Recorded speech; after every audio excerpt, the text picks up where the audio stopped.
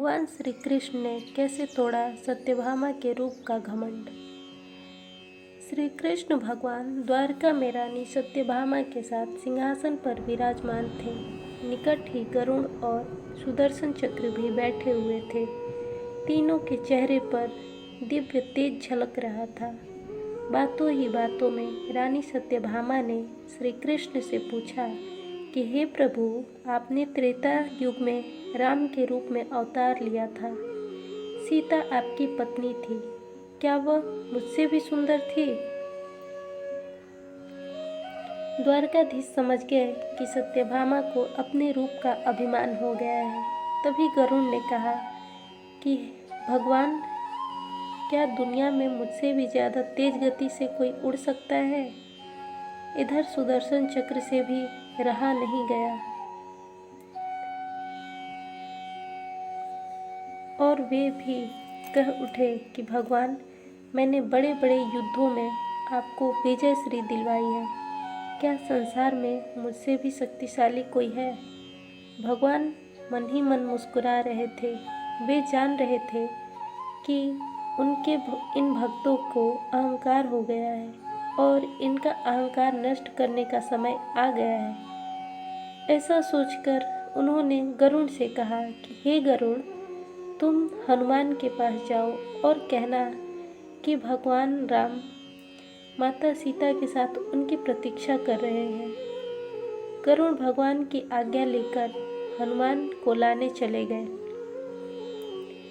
इधर श्री कृष्ण ने सत्यभामा से कहा कि देवी, अब सीता के रूप में तैयार हो जाए, और स्वयं द्वारकाधीश ने राम का रूप धारण कर लिया। मधुसूदन ने सुदर्शन चक्र को आज्ञा देते हुए कहा कि तुम महल के प्रवेश द्वार पर पहरा दो और ध्यान रहे कि मेरी आज्ञा के बिना महल में कोई प्रवेश न करे। भगवान की आज्ञा पाकर चक्र महल के प्रवेश द्वार पर तैनात हो गए। गरुड़ ने हनुमान के पास जा पहुंचकर कहा कि हे वानर श्रेष्ठ, भगवान राम सीता के साथ द्वारका में आपसे मिलने के लिए प्रतीक्षा कर रहे हैं। आप मेरे साथ चलें, मैं आपको अपनी पीठ पर बिठाकर शीघ्र ही वहां ले चलूँगा। हनुमान ने विनयपूर्वक गरुड़ से कहा, आप चलिए, मैं आता हूँ। गरुड़ ने सोचा, पता नहीं यह बूढ़ा वानर कब तक वहाँ पहुँचेगा। खैर, मैं भगवान के पास चलता हूँ। यह सोचकर गरुड़ शीघ्रता से द्वारका की ओर उड़े।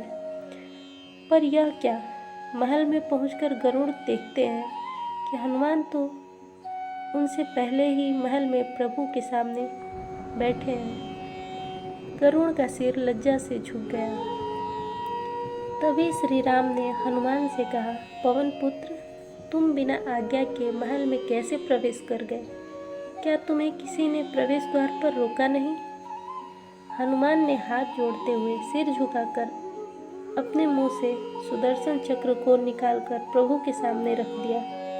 हनुमान ने कहा कि प्रभु, आपसे मिलने से मुझे इस सुदर्शन चक्र ने रोका था, लेकिन इसे मुंह में रखकर मैं आपसे मिलने आ गया। मुझे क्षमा करें।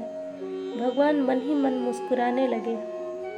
हनुमान ने हाथ जोड़ते हुए श्री राम से प्रश्न किया, हे प्रभु, आज आपने माता सीता के स्थान पर किस दासी को इतना सम्मान दे दिया कि वह आपके सामने सिंहासन पर विराजमान है? वह रानी सत्यभामा का अहंकार भंग होने की बारी थी। उन्हें सुंदरता का अहंकार था जो पल भर में चूर हो गया था। रानी सत्यभामा, सुदर्शन चक्र व गरुड़ जी तीनों का गर्व चूर चूर हो गया। वे भगवान की लीला समझ रहे थे।